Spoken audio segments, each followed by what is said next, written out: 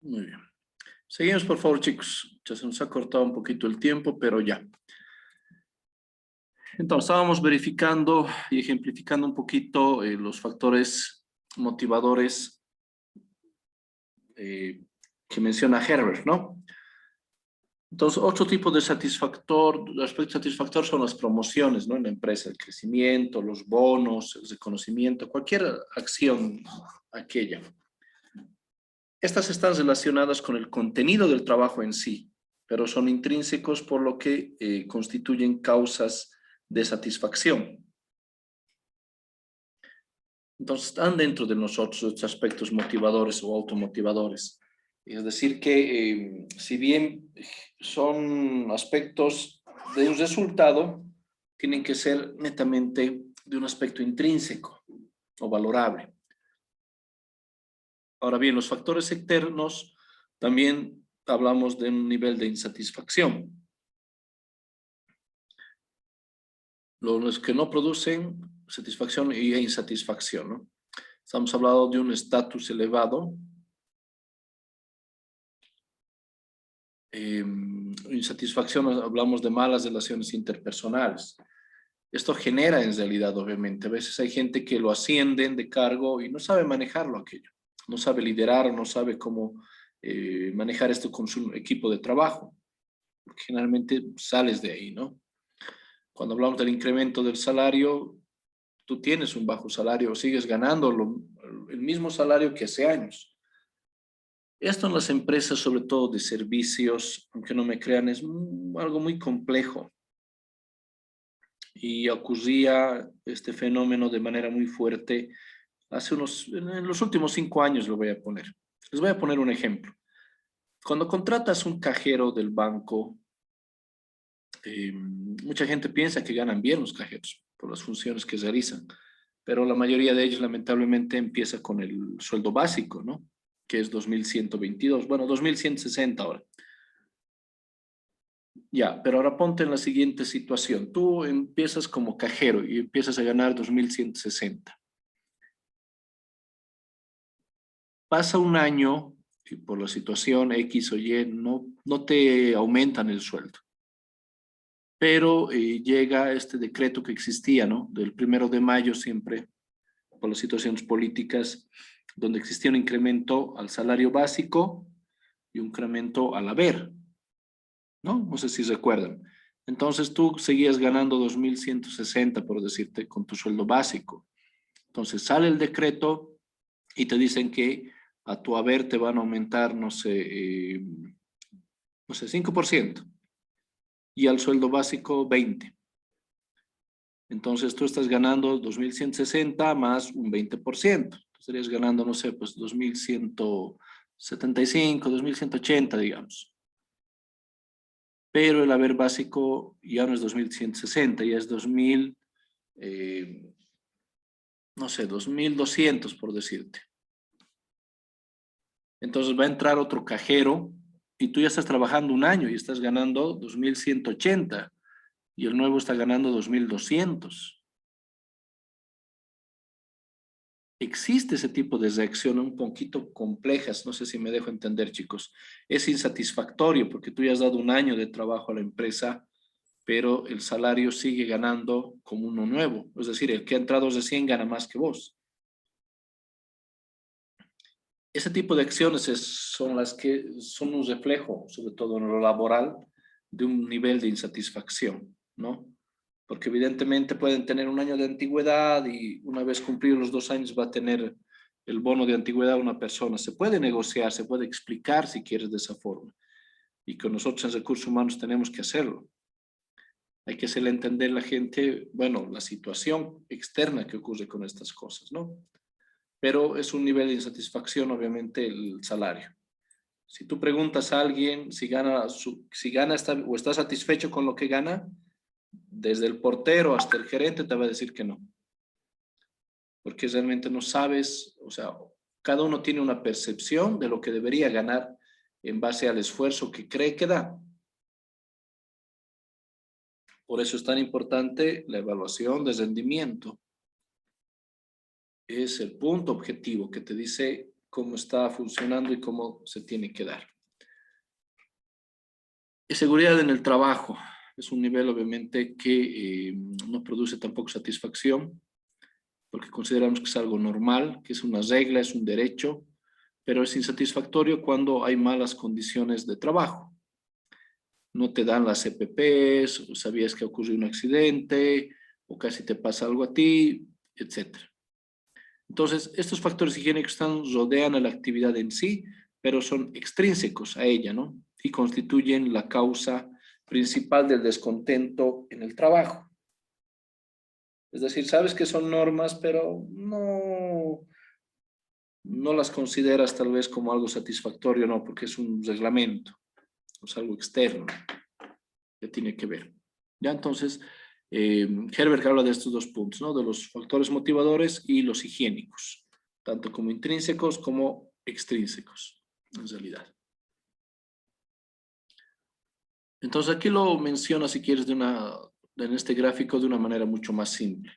Los factores motivadores nos hablan del punto de logro, ¿no? Entre insatisfacción y satisfacción, ¿no? Estaríamos hablando del logro como un punto satisfactorio, reconocimiento también a un punto intermedio, el punto gratificante o de reconocimiento gratificante también, el de desarrollo, por ejemplo, ¿no? El crecimiento en la empresa que puedes tener. Cuando hablamos de factores higiénicos son netamente externos, nos dice, ¿no? Pero que generan entre insatisfacción y neutro, porque son políticas de administración, algo externo que sabes que tiene que cumplirse, pero que no te da o no sientes que te da algo en realidad. La supervisión o el nivel de supervisión que tiene que existir, las relaciones con los supervisores, las condiciones físicas o el ambiente de tu trabajo, ¿no? La seguridad que vas a tener, el nivel del salario que decíamos, que puede ser insatisfactorio o satisfactorio de acuerdo a la política de la empresa o a la curva salarial que denominamos, y también las relaciones con los compañeros. Entonces, tanto los factores motivadores y los higiénicos para Herbert. De McClellan, como habíamos conversado en un momento, él habla de las teorías de necesidades aprendidas, ¿no? Que gran parte de las necesidades humanas son aprendidas desde la niñez y en el ambiente social y cultural en el que se desarrollan. Estas necesidades son obviamente de poder, de afiliación y de logro. Ambos generan una conducta laboral, como decíamos, de acuerdo a la intensidad, que es el valor intrínseco de la necesidad a satisfacer, de atracción, que es el poder que ejerce el individuo, y la expectativa, ¿no? El anhelo generalmente de conseguir. Entonces también, si se acuerdan de poder, que decíamos que algo que me beneficia a mí y al equipo de trabajo, la afiliación, el reconocimiento de los pares o de la administración, y el de logro, alcanzar las metas, ¿no? Perdón, tanto personales como laborales.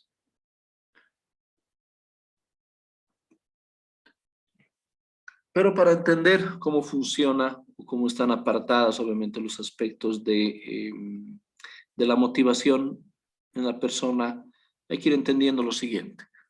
Existe la teoría de la expectativa de Bloom sobre esta expectativa de motivación, en la que nos dice que el comportamiento es el resultado de opciones conscientes entre alternativas. El propósito de las opciones es maximizar el placer y evitar el dolor. Y esto, lamentablemente, solo lo ganas con experiencia. Experiencia en el trabajo que vas teniendo, de los errores que has tenido, de lo más importante, de las experiencias que tú has pasado a otras personas en lo laboral, por ejemplo, ¿no? En cosas que tú te has equivocado y has enseñado a las otras personas para no equivocarse. Entonces vas viendo, como dice aquí, el propósito de las opciones es maximizar tus alternativas para que las mismas puedan ser comprensibles y valorables. De esta forma, tú vas a tener conscientemente una pauta de motivación en dos partes, lo que es la intensidad con la que se desea lograr el objetivo y la probabilidad también que existe de alcanzarlo. Para Bloom, estaba hablando sobre la expectativa de motivación, que sería los niveles o el nivel de confianza de lo que son capaces de hacer los trabajadores. Y este nivel de confianza se da específicamente o se valora con el crecimiento de las personas o el equipo en realidad del trabajo. El empoderamiento, por eso decíamos, chicos, que es muy importante que una persona no es que la dejes sola haciendo su trabajo, sino que confíes y valores o evalúes cómo se va a ir desarrollando y qué decisiones va a ir tomando en el camino la persona o el equipo de trabajo. Entonces, el nivel de confianza es muy importante. Generalmente siempre se da un nivel de confianza al inicio y va disminuyendo conforme los errores o los errores no resueltos en el momento de la persona, ¿no? Entonces, las expectativas de motivación serían o son iguales a la valoración por la instrumentalidad. La valoración, que son valoraciones emocionales respecto a los resultados o esa iniciativa o esa expectativa que vas a tener de lo que va a suceder. Obviamente para sentirte motivado, feliz. Y la instrumentalidad, que sería la percepción en el cumplimiento de lo prometido. Si estás siguiendo las normas, o sea, el plan, si quieres, básicamente, de lo que regula el cumplimiento de este aspecto. Entonces, Bloom básicamente nos dice que nosotros como individuos o como personas somos conscientes de la decisión que vamos a tomar, que para ello necesitamos experiencia sobre lo que va a ocurrir. Primero tienes que tener un nivel de confianza contigo y con el equipo de trabajo, ¿no? Saber valorar ese aspecto emocional para que si sale mal no te frustres, o si sale bien, o sea una expectativa más, sea un trabajo bien realizado simplemente, y que puedas desarrollar el mismo de la mejor forma, manera, en nuevas oportunidades. Básicamente, Bloom te da la pauta de que el individuo como persona tiene que automotivarse y tiene que saber felicitarse o darle valor a algún trabajo si ha resultado bien, y aprender del error si es que está ocurriendo, ¿sí? Entonces, Bloom nos encierra básicamente la relación de la persona con lo que nosotros tenemos o deseamos hacer, básicamente. El modelo integrador de Loop habla sobre las percepciones que debemos tener nosotros también como personas o como individuos. Primero estamos hablando de las necesidades que vamos a tener en un aspecto personal, los valores tanto personales como organizacionales en los cuales tenemos que desarrollarnos. Hay que tener las metas claras, los objetivos en tiempo o en materia. Hay que ver el nivel de desempeño o las acciones que vamos a tener para alcanzar este desempeño. Las recompensas, sean salariales, sean de reconocimiento general, para que nosotros podamos tener un nivel de satisfacción. Y nuevamente se va a inculcar esto en los valores, tanto la empresa o el reconocimiento que vamos a dar nosotros a la empresa. Pero estas metas, como pueden ver aquí, llega un punto de la autoeficacia. Si se acuerdan, vimos ayer una parte de eso, ¿no? De un muro, la gente cómo hace las cosas solo y cómo lo hace cuando te mandan o te ordenan. A nadie le gusta que estén sobre tu hombro ordenándote cosas, ¿no? Desconfiando del nivel de responsabilidad o de trabajo que tú puedes hacer. Entonces, tiene que también valorarse esto, la autoeficacia, cuando existen buenos resultados. El nivel de confianza no tiene que cambiar a pesar de que existen errores. Eso sí también es algo muy complejo en la empresa. Porque los errores ayudan a que uno sea independiente. Pero si limitas a la gente a que haga lo que tú le dices, evidentemente vas a tener gente que va a hacer lo que dices, pero desmotivada, poco razonable, tal vez valores humanos buenos que se van a desperdiciar, ¿no? Porque uno siempre les va a ordenar lo que desea. Entonces tiene que existir un nivel de autoeficacia a través también del empoderamiento hacia las personas. Pero se refiere que se ha de definir con precisión y veracidad, nos dice las metas a alcanzar. ¿Quién las va a hacer y bajo qué nivel? Hay que adecuar esas metas a los conocimientos, habilidades y actitudes de los trabajadores. Entonces, nuevamente, la evaluación por competencias toma una pauta necesaria. O sea, al momento de contratar a la persona, tienes que saber qué es lo que tiene que hacer en la empresa y si lo va a hacer bien. Al momento de unir grupos de trabajo para tener una meta correcta, también tienes que unir gente con competencias que puedan lograrlo, ¿no? Y procurar, nos dice, que los trabajadores acepten conscientemente las metas. De preferencia no sobre el nivel de la amenaza, ¿no? O del descuento o el despido, porque es un punto negativo, es una motivación negativa el amenazar, pero en realidad más bien el fortalecer la autoeficacia o el empoderamiento que vas a tener para la toma de decisiones va a generar un buen trabajo y además un buen clima, que es lo que se espera en cualquiera de estos niveles. La teoría de equidad de Adams hace referencia a que los individuos establecen comparaciones entre las contribuciones que realizan y las retribuciones que obtienen de la empresa y los compañeros de trabajo. Básicamente sería el juicio que el sujeto como persona realizó comparando su trabajo y beneficio con el resto de otros similares, el que influye en la motivación. Para ello el trabajador ha de jugar con dos elementos. Input, que son las aportaciones del trabajador, lo que tú vas a dar a la empresa. Estamos hablando de la formación, la experiencia, la capacidad, el esfuerzo, la responsabilidad, la ética, etcétera, etcétera. Eso es lo que tú inyectas o das a la empresa o al trabajo. Y el output, que sí van a ser los beneficios obtenidos. Estamos hablando de un salario, reconocimiento, estatus, promoción, etcétera. Y mientras más das, también vas a esperar más.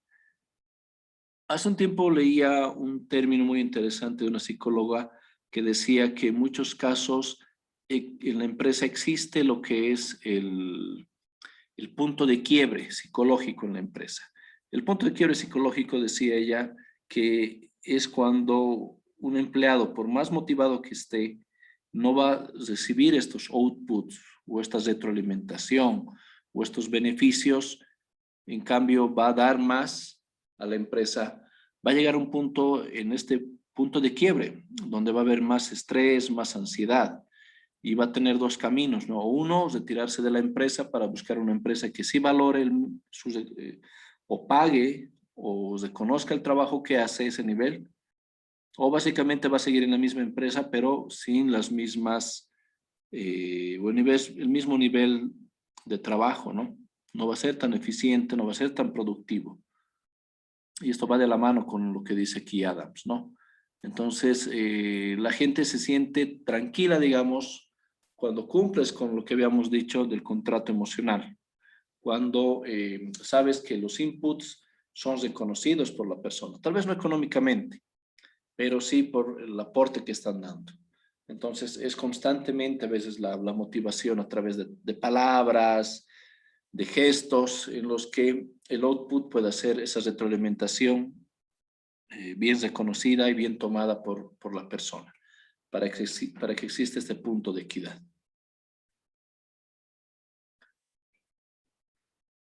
Existen varias pautas y varios estudios, como les decía, para entender de dónde sale el salario mínimo nacional. ¿Realmente está de acuerdo a la inflación? ¿Está de acuerdo a lo que se gasta, se gana?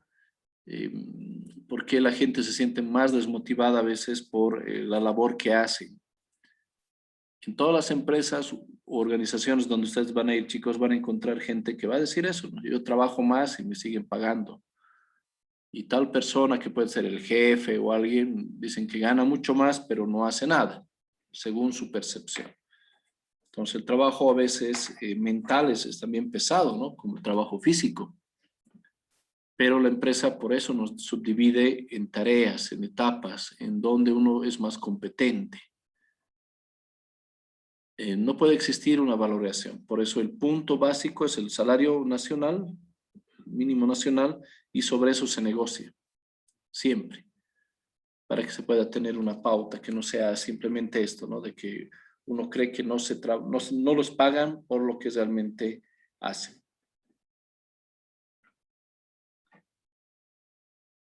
Vamos a hablar un poquito de la teoría de la realización de los intereses vocacionales.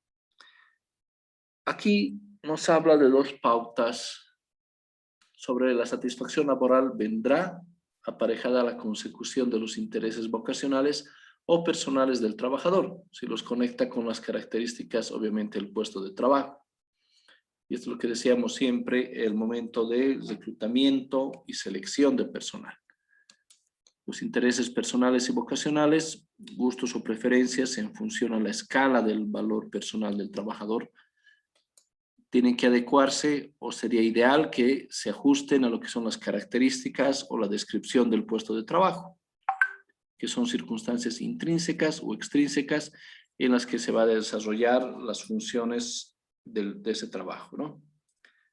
Si la fuerza que el trabajador vende a cambio de un salario se ve además de compensada con un desarrollo personal, es cuando realmente se produce su motivación hacia el trabajo, ¿no? O sea, te pagan bien, te pueden dar un bono y encima te dan la opción de que crezcas, decidas, aportes. Ahí es donde va a existir un nivel adecuado de motivación y un clima de trabajo obviamente que aporta y que suma obviamente a estos aspectos, ¿no? Que nosotros queremos ver. Hay que ver esto de las relaciones entre las dos variables. La enajenación de la fuerza de trabajo y la realización de los intereses personales. ¿Por qué la gente siempre nos quejamos de que trabajamos mucho, de que no me hacen caso, o estoy cansado del trabajo, entre otras cosas, ¿no? Es decir, la enajenación de la fuerza del trabajo está a la par de la realización de los intereses personales, o debería ser mayor a los intereses personales. Cuando esto ocurre, obviamente no es satisfactorio, ¿no? Porque te dan más trabajo de lo que tú mantienes. Cuando es igual entre la enajenación de la fuerza de trabajo y la realización de intereses personales, bueno, existe lo que les decía, esa apatía laboral, ¿no? Que vas, te presentas, haces lo necesario y ya. Pero vives desmotivado, desinteresado, entre otras cosas. Y es más peligroso, es mejor que exista alguien no satisfecho con el trabajo para que se retire o sea consciente del cambio, porque una persona apática, no, es más peligroso en lo laboral. Y hablamos de satisfacción laboral cuando la enajenación de fuerza de trabajo es menor a la realización de los intereses personales, ¿no? O que por lo menos nos reconocen, o que a través de este trabajo estamos cumpliendo otras metas personales, que es algo que debería interesar siempre a nosotros como personas. Cuando mencionábamos esto de los valores personales vocacionales, hay que entender las diferencias con los que, digamos, uno tiene cierta vocación para ciertas tareas específicas. Las personas con valores o vocaciones humanistas nos dicen que van a hacer una realización de servicio a la comunidad y personal. Gran interés por los sentimientos, ¿no? Entonces ya puedes sacar una lista de profesiones, digamos, o de carreras o de áreas de trabajo. Cuando alguien tiene valores o vocación de desarrollo científico, hablamos de la resolución de problemas de tipo físico-matemático, menor interés por los sentimientos, más objetividad y otras cosas. Responsabilidad, hablamos de la rendición continua de cuentas como la consecuencia del trabajo realizado, informes, detalles, etc. Innovación, creatividad, hablamos sobre como el anhelo por dejar la impronta personal en el trabajo realizado o por la mejor constancia del mismo. Te dan la pauta de cambiar, de crecer, de mejorar, o creatividad. Independencia sobre una responsabilidad únicamente con el trabajo realizado. Limitar al máximo la rendición de cuentas, ¿no? Entonces, solamente el resultado quieres mostrar en esta pauta de dependencia. Entonces, puede existir, nos dicen, el trabajo, pueden desarrollarse la totalidad o algunos de estos valores. La priorización de los mismos y su grado de consecución son los que van a determinar el grado de motivación laboral del trabajador. Evidentemente, varios de estos aspectos, como pueden ver, vamos a tener uno más de estos, de acuerdo a las funciones incluso que se tienen, o el desarrollo que se va a tener con cada una de las pautas en el trabajo.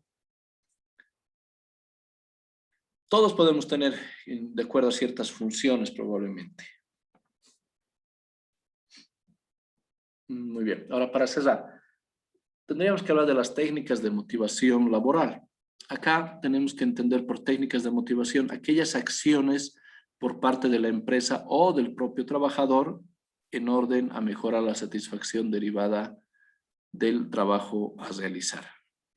Esto es lo que les decía, chicos. Esto generalmente es un taller de cuerdas, ¿no? Pueden poner así objetivos para que las mismas personas, todo el equipo de trabajo, y en muchos de estos talleres, por ejemplo, está el mismo gerente. Te dan poleras del mismo color, te dividen en equipos y en esos equipos tiene que estar el gerente general, el gerente comercial, el gerente financiero. Tiene que ser uno más del equipo. Esos talleres de cuerdas generan este tipo de actividades. Estirar de la soga, juegos, dinámicas, etcétera, que hagan que exista un punto de relación, pero con ciertos objetivos, ¿no? Con ciertas metas. Imagínate al gerente de la empresa aquí abajo y que, no sé, cualquier persona esté aquí cumpliendo el objetivo. Generalmente los jefes les ponen acá, pero este taller de cuerdas generaliza eso, cambia, o sea, introduce los roles genéricos, nada más, como un equipo total de trabajo. ¿Sí? Este nivel o estas técnicas de motivación han de ser individualizadas, porque los incentivos laborales varían a lo largo de la vida laboral de cada persona. Cada uno va a tener un nivel o un punto de importancia para ver cuánto puede ser ciertas cosas, ¿no? También porque los incentivos laborales varían, son distintos de un trabajador a otro, o de la misma percepción. Si a mí me dan un bono y soy feliz con eso, o me siento motivado, a otra persona el bono no le interesa, ¿no? Quiere crecer profesionalmente. Algo así es la explicación de por qué tiene que haber esa diferencia en el incremento o en el desarrollo de las personas. Una propuesta de numeración que se puede considerar para hablar de un nivel de motivación en el trabajo sería primero la promoción en el trabajo, el crecimiento o el desarrollo. Tener planes o las líneas de carrera que hablamos en la empresa para que las personas puedan irse formando correcta y adecuadamente para que en un futuro mediano puedan asumir responsabilidades o cargos fuertes.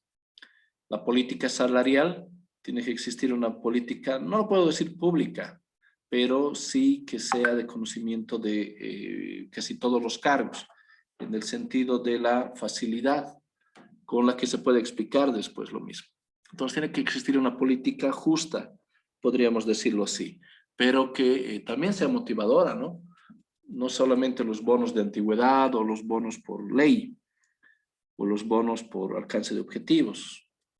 Tiene que haber otro tipo de políticas que premien aquello. Planificación y delegación. Esto ayuda al empoderamiento que decíamos, ¿no? El cambio de roles, el fomentar el crecimiento, la participación.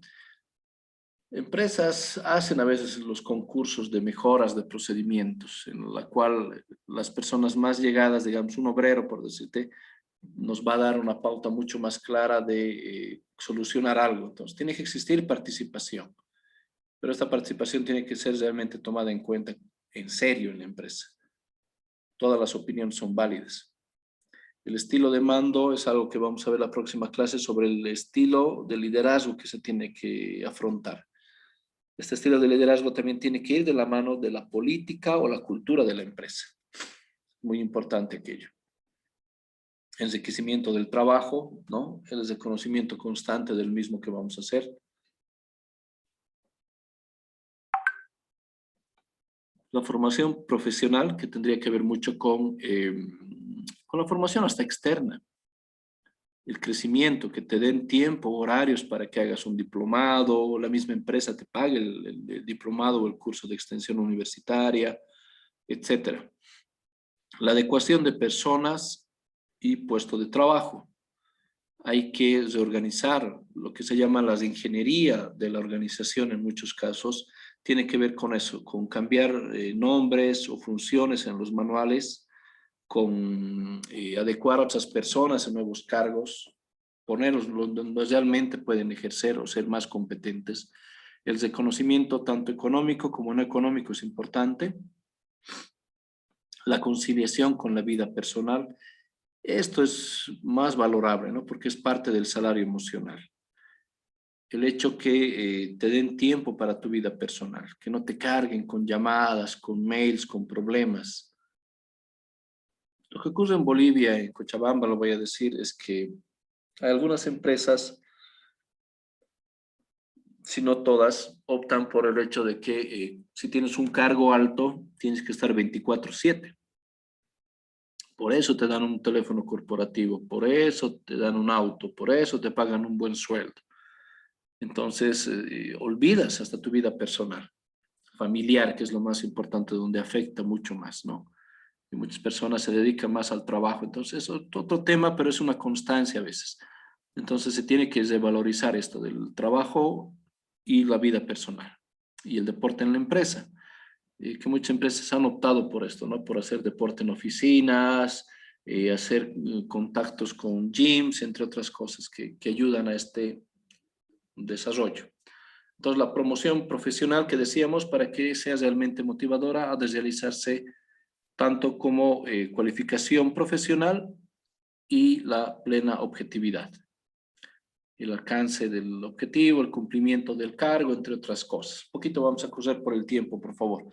La política salarial que decíamos, para que sea realmente motivadora, debe realizarse con dos requisitos. El salario fijo que nos da el gobierno y la parte móvil de salarios es de acuerdo a mayor rendimiento o bonos. Planificación y delegación. Planificar un punto representa confianza, nos dice, y delegar supone también el empoderamiento y motiva cuando además hay que transmitir los recursos necesarios, ¿no? Entonces tú puedes motivar o delegar, dar responsabilidad a que alguien lo cumpla. Entonces los motivadores también muy importantes. La participación que decíamos, a través se canaliza la capacidad innovadora de las personas, la organización y los estilos de mando, que hablábamos de los puntos motivadores. Por ejemplo, aquí hablamos de la preocupación por las personas y la preocupación por la producción. Entonces, es apático cuando hablamos simplemente de la parte administrativa, ¿no? El uso mínimo de esfuerzo para realizar el trabajo y mantener la moral de la organización, es apático. Es desmotivador cuando la eficacia es resultado de estructurar el trabajo en forma en que los elementos humanos tienen poco efecto. Entonces no dan gran aporte a las personas. Es motivador cuando hablamos de un desempeño adecuado mediante el balance de los requerimientos del trabajo y el mantenimiento de una moral satisfactoria. Hablamos de un punto motivador cuando hay gran atención a las necesidades de las personas, producen una atmósfera organizacional amigable, un clima laboral amigable y confortable y un buen ritmo de trabajo. Y es altamente motivador, nos dice, cuando el trabajo se logra mediante personas o el trabajo se realiza mediante personas comprometidas con interdependencia a través de intereses comunes en el propósito de la organización y con confianza y respeto. Este debería ser el punto más alto, en realidad, de alta motivación. Básicamente que confíes en la gente y la gente sea eficiente. Simple. Pero para que eso ocurra tienes que hacer un montón de acciones, ¿no? Y de seguimientos. El enriquecimiento del trabajo, como decíamos, formas en las que se puede manifestar y produce una gran satisfacción. La percepción del puesto como significativo, útil e importante, la percepción de que el trabajo depende de uno mismo y el conocimiento de los resultados del propio trabajo. Estamos hablando de la ampliación de tareas, rotación del puesto de trabajo, enriquecimiento del contenido del trabajo, autocontrol de la producción. Entonces yo soy dueño del trabajo que hago, yo soy responsable de los resultados que van a obtener y quiero saber también que si existen buenos resultados me van a premiar o me van a reconocer, ¿no? Entonces, un requerimiento constante. Cuando hablamos de la formación profesional, como les decía, la autorrealización, mejor desempeño en el trabajo, facilidad de integración, posibilidades de promoción, retribuciones, entre otros. Obviamente el reto nos dice es medir la eficacia de la formación. Siempre hay que buscar, como decía, había un dicho que es caro las capacitaciones en una empresa, pero te resulta más caro tener gente que no conoce las funciones o las responsabilidades, ¿no? Entonces es más caro gente ignorante, lo vamos a decir. La adecuación de personas al puesto de trabajo, lo que les decía, en la empresa me adapto al entorno organizativo y social. Tengo las capacidades y habilidades para el desarrollo, hay que preguntarnos. Me adapto a las condiciones físicas y ambientales, dispongo de los recursos necesarios y sé utilizarlos, ¿no? Entonces, en la misma empresa se puede modificar a estas personas que tal vez han tenido una capacitación, pero en su evaluación de rendimiento no generan.